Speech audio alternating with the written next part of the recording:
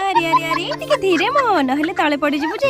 Hello friends नमस्कार जय जगन्नाथ मु आसी गली फेर उडे नुवा वीडियो सहित। आज सकाळ सकाळ मोर इच्छा इतला भारी पिता गम साग खाइबा पई। पिता गम साग तो घरे नथिबो ना सेथि में मु पळेतिली गढे पाखु को तळिबा पई। सेथि के जाई के पहुंचबा परे सब पिता साग मु तळि के नेकी पळी आस्तिली। अच्छा आनी सरीबा परे मु बसी आइतली एका साग को सब बाछिबा पई। साग को सब मु बाछी पत्र को सब बाहर कर देतली।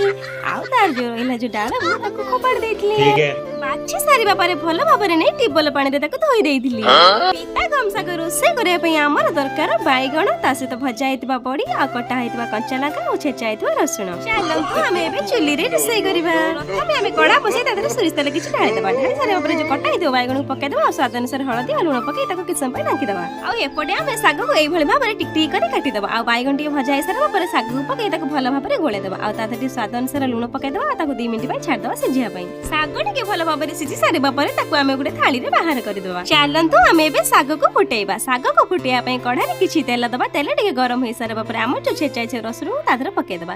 रसुण पके सारा परे रसुण टिके हे गेला परे हम जो कटा हेतबा लंका को तादरे पके देबा। जति बेसी राग खानी तारे लंका गुडे पकेबे।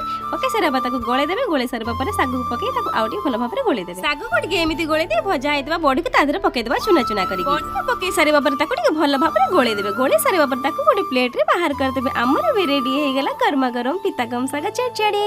देखंतु केते सुंदर देखा होजी। आपण माने बेबी पिता गम साग घरे रोसे करी खांतो। मते कमेंट रे जणांतो केमिति लागुची। रहिले जय जगन्नाथ। देखा अपन नेक्स्ट वीडियो।